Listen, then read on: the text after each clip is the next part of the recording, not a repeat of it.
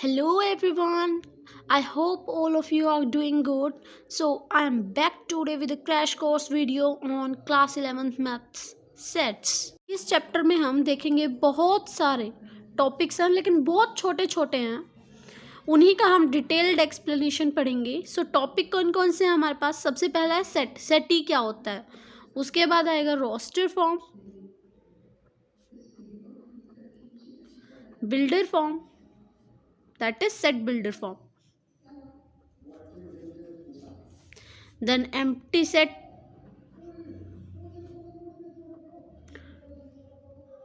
next है finite set, infinite set,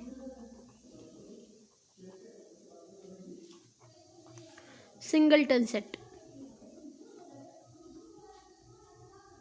power set, Venn diagram and open and close interval.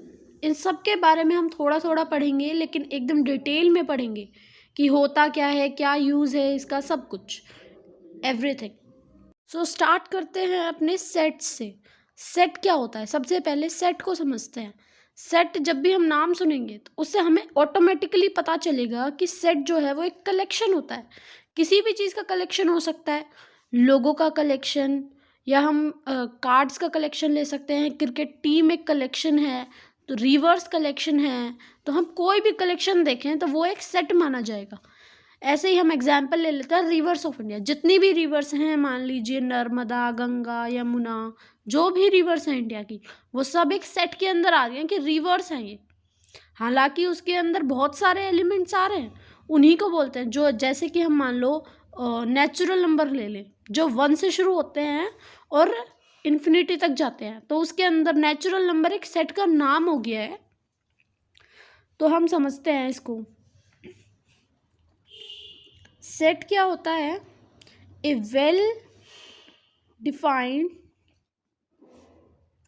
Collection of objects.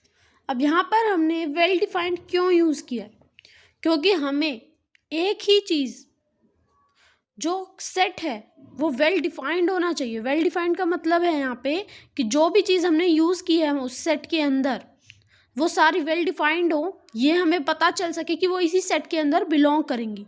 और ये collection है objects का. Objects भी हो सकते हैं या फिर एलिमेंट्स भी हो सकते हैं. तो अब देखते हैं कुछ ऐसे सेट्स जो जनरली मैथ्स के अंदर यूज़ होते हैं, जैसे कि N, Z, Q, R, R plus, Z plus. ये बहुत ज़्यादा बेसिक नहीं है, इसलिए हम बेसिक चीज़ों की ही बात करते हैं. एन होते हैं नेचुरल नंबर्स जो 0 से शुरू होते हैं और 1 से शुरू होते हैं, इन्फिनिटी तक जाते हैं. Z integers. R rational numbers.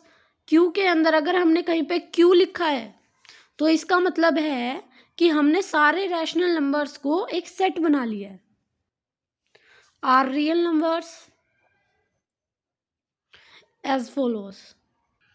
हम सेट्स को यूजुअली डिनोट करते हैं कैपिटल लेटर्स से और एलिमेंट्स को यूज़ करते हैं स्मॉल लेटर्स से. हमने ये एग्जांपल ले लिया. सेट कोई भी एक ए सेट है जिसके अंदर बहुत सारे एलिमेंट्स हैं, 4 एलिमेंट्स हैं, ए बी सी डी. तो हमने देखा जो ए है कैपिटल ए वो सेट को डिनोट कर रहे हैं, और जो ये small letters a b c d हैं ये एलिमेंट्स को डिनोट कर रहे हैं. सो अब देखते हैं हम एक नई चीज़ जो आप शायद पहली बार पढ़ रहे होंगे. ए बिलोंग्स टू सेट ए. ये लिखना, ये साइन क्या होता है, इसको बोलते हैं हम बिलोंग्स टू. ये जो ए एलिमेंट है इस सेट ए के अंदर बिलोंग कर रहा है, यानी कि जो ये ए एलिमेंट है ये ए सेट के अंदर है या नहीं ये बताएगा बिलोंग्स टू या साइन. अगर ए सेट के अंदर है तो simple belongs to like small E. अगर ए के अंदर नहीं है, मान लो यहाँ पे ए ना हो के ये ई होता, तो हम A not belongs to capital A set. That is अगर नॉट बिलोंग्स टू है तो हम इस ई के ऊपर एक स्लैश, और अगर बिलोंग्स टू है तो सिंपल स्मॉल ई। सो अब हम देखते हैं सेट को लिखने का तरीका। सेट को हम दो तरह से रिप्रेजेंट कर सकते हैं। फर्स्ट है रोस्टर फॉर्म और दूसरी है सेट बिल्डर फॉर्म। दोनों में डिफरेंस क्या है ये भी अभी हम समझते हैं। रोस्टर फॉर्म के अंदर क्या होता है, जो भी एलिमेंट्स जो हम सेट के अंदर डालना चाहते हैं वो कोमास से सेपरेटेड होंगे, लाइक दिस, कोमास के अंदर होंगे और इन्वर्टेड कोमास ब्रैकेट्स के अंदर होंगे। दिस इज फॉर सेट ए। मान लो ये एक सेट ए है, ये इसकी रोस्टर फॉर्म है। अब इसके अंदर 1 2 3 4 ए हम जो भी डालना चाहे वो डाल सकते हैं। ये उसकी होती है रोस्टर फॉर्म। जैसे कि मान लो अगर हम लिखना चाहें set of vowels in English, तो क्या होंगे, ये हमने सेट मान लिया है ए, तो क्या होंगे vowels, A E I O you. सो ए की रोस्टर फॉर्म है ये, जिसको कोमा से सेपरेटेड किया गया है, और सेट बिल्डर फॉर्म है ये, जिसको हम लाइनिंग के इंग्लिश लैंग्वेज के थ्रू लिख के बताते हैं कि ये हमारी सेट बिल्डर फॉर्म है। एक और एग्जांपल लेके देखते हैं। हम मान लो हमने कोई भी एक सेट ले लिया बी, और हम मान रहे हैं set of odd natural numbers. So odd natural numbers कौन से होते हैं, 1 3 5 7 9 अप टू सो ऑन। कहीं तक भी जा सकता है, कितने भी कोमास लगा सकते हैं हम, कितनी भी वैल्यूज डाल सकते हैं सेट के अंदर। सो सेट बी की सेट बिल्डर फॉर्म क्या है, ये होती है इसकी सेट बिल्डर फॉर्म। और ये वाली फॉर्म जो कोमास के अंदर है इसको बोलते हैं हम रोस्टर फॉर्म। तो आइए देखते हैं इसी सेट बिल्डर और रोस्टर फॉर्म पे एक क्वेश्चन है।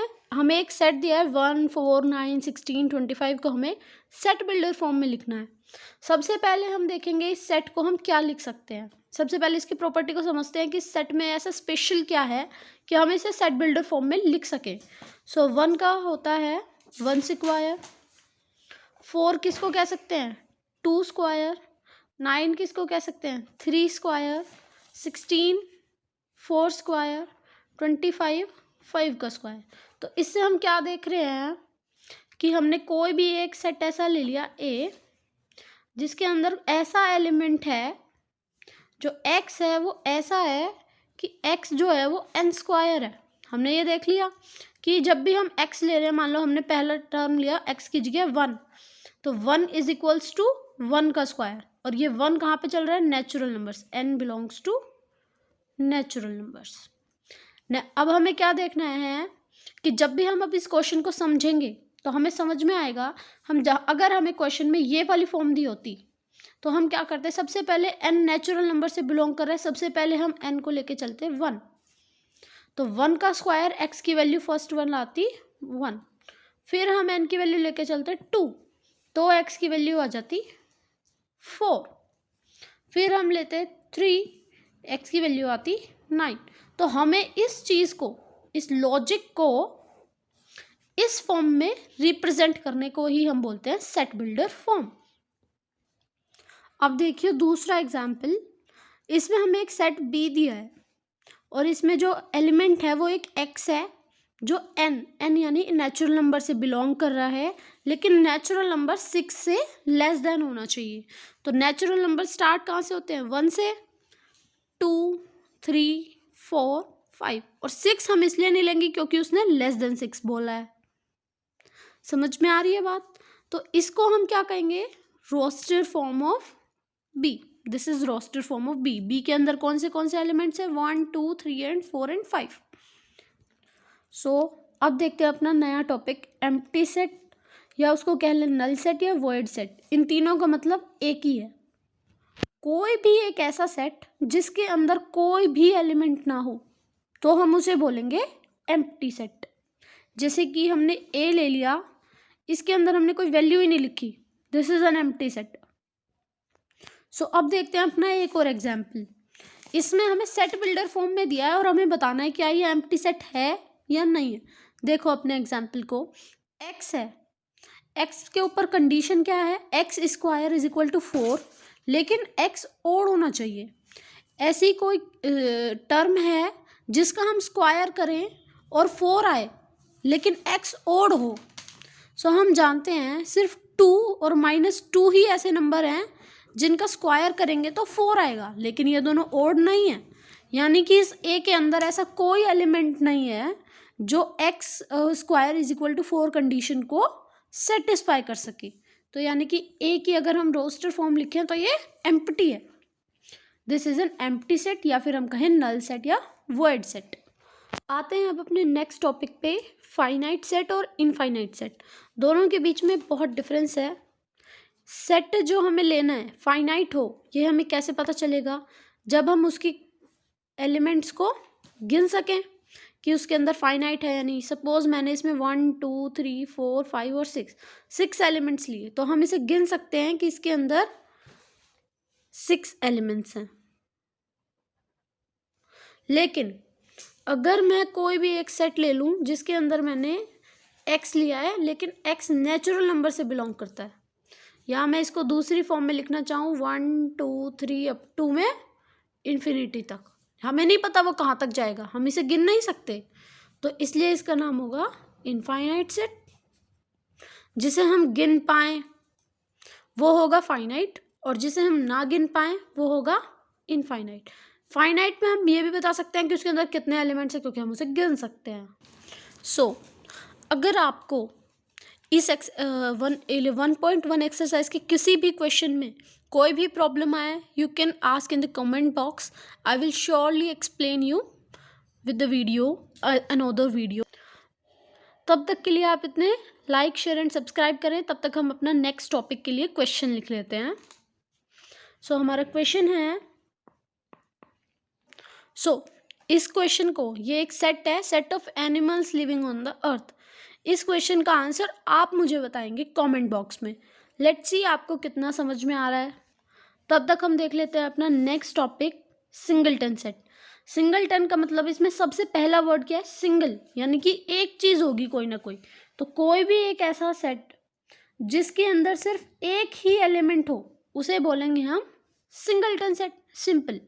ए के अंदर हम मान लो 1 भी ले सकते हैं, कुछ भी ले सकते हैं, हमारी मर्जी है वो, हमें कोई भी सेट बनाना है बना सकते हैं, लेकिन वो सिंगलटन कब होगा, जब उसके अंदर सिर्फ एक एलिमेंट होगा। सो आते हैं अपने नेक्स्ट टॉपिक पे। ये थोड़ा सा इंपॉर्टेंट है, इसे थोड़ा सा ध्यान से सुनिएगा। Equal set.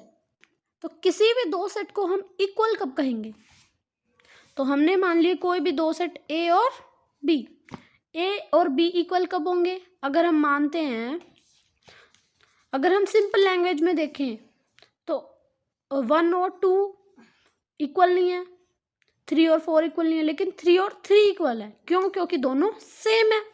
तो ऐसा ही कुछ लॉजिक हम इसके अंदर लगाएंगे। अगर ये सेट है तो इनके सेट बना के देखते हैं। सो ए सेट हम ले रहे हैं 1 2 3, और बी सेट हम लेंगे, हम कुछ भी लेट कर सकते हैं 1 2 3 और 4। हम देखेंगे कि ए का ये एलिमेंट बी में भी है, ये एलिमेंट भी इसके अंदर है, ये एलिमेंट भी इसके अंदर है, लेकिन ये जो 4 है ये नहीं है ए के अंदर, तो ए और बी इक्वल नहीं है। अब हम एक और सेट मान के चलें, एग्जाम्पल के तौर पे लेके चल रहे हैं हम कुछ भी। अगर इसके अंदर 1 2 3 1 और 2 एक्स्ट्रा होते, ध्यान रहे 1 इसके अंदर भी है, 2 भी इसके अंदर है, 3 भी इसके अंदर है, लेकिन एक्स्ट्रा एलिमेंट्स चलेगा, सेम एलिमेंट चलेगा, 1 2 बार आ रहा है चलेगा, लेकिन अदर एलिमेंट नहीं आना चाहिए जो ए के अंदर ना हो। ऐसा भी हो सकता है कि ए के अंदर हो जाता 1 2 3 2 और बी के अंदर होता सिर्फ 1 2 3, तो भी ये दोनों सेट इक्वल हैं, क्योंकि 2 रिपीट तो हो सकता है लेकिन अनदर एलिमेंट नहीं हो सकता इसके अंदर। That's why A is equal to B. A is equal to B कब होगा, या तो ए और बी के सेम एलिमेंट्स हो, ए के अंदर जो एलिमेंट है वो बी के अंदर हो, और जो बी के अंदर एलिमेंट है वो ए के अंदर हो। और एलिमेंट रिपीट हो सकते हैं, एक्स्ट्रा नहीं हो सकते। रिपीट का मतलब है कि एक एलिमेंट जो ए के अंदर है वो बी के अंदर 2 बार हो सकता है, तब हम कहेंगे A is equal to B. I hope आपको ये नॉर्मल इंट्रोडक्शन ऑफ सेट्स समझ आया हो। अगर आपको 1.1 एंड 1.2 एक्सरसाइज में कोई भी प्रॉब्लम हो तो प्लीज़ कमेंट बॉक्स में बताएं। और if you like my content, please like my video and share my video and comment also and subscribe. Please subscribe and press the bell icon as well.